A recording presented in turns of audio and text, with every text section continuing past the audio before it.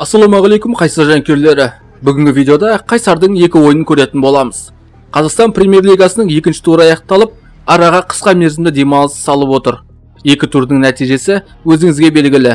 Қайсар жанкүйерлері өз наразылығын білдіріп, Стойчо Младеновты орнынан босатуын талап етіп, футболшыларға өкпелі екенін білдіруде. Бірінші тур Ақтөбе командасынан 0-1 есебімен жеңіліс тапса, ал Ақжайық командасымен 1-1 есебімен тең ойын көрсетіп, жанкүйерлер үмітін ақтамады. Дегенмен, Ақтөбе Ақжайық командалары Қазақстан Премьер-лигасында аутсайдер қатарында болатын. Қайсар командасы қарсыласын бағаламаған секілді.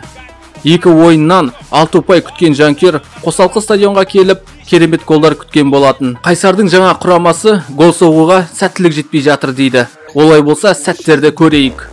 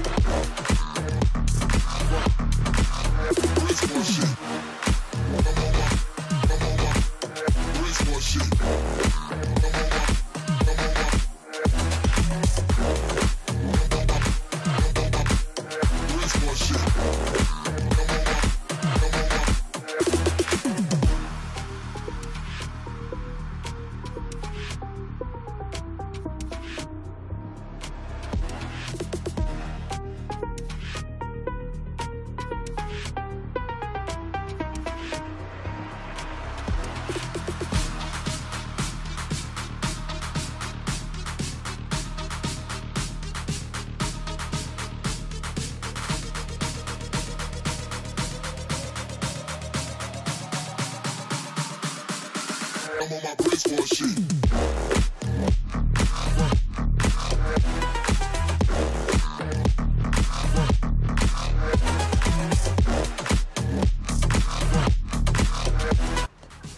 Қайсарда сәтсіздік көп, бірақ сәтсіздікті айналып өтіп жеңіске жететін жол бар екеніне сенейік.